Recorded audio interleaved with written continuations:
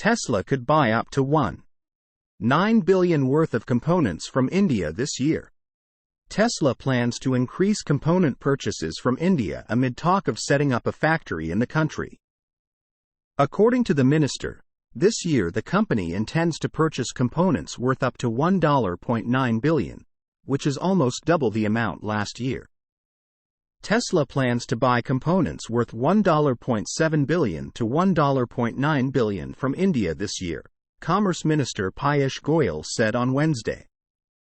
His comments come as the government and the company are negotiating to build an electric vehicle factory in the country.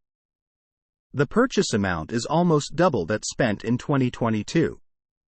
The minister noted that he is pleased with the development of electric vehicles and believes that they are the future. Tesla last year already bought $1 billion worth of components from India.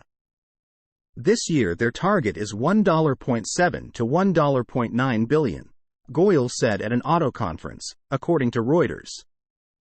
I am convinced that this EVs is the future. It is something we must try to attract, he added.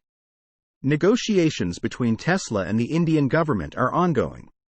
However, at the moment, no official announcements have been made.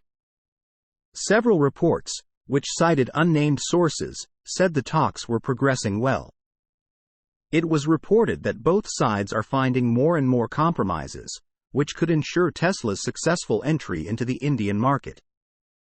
It is reported that the Texas manufacturer intends to build a factory in India to produce its next-generation cars. It would be an affordable car costing around $24,000. With this product, the company could have great success in the world's most populous country. In addition, the car would be exported, and thanks to this, India would become Tesla's second export hub after Giga Shanghai.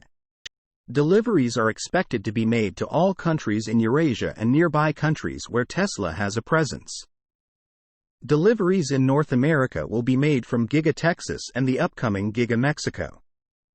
Source: reposted and summarized from Eva Fox at Tasmanian.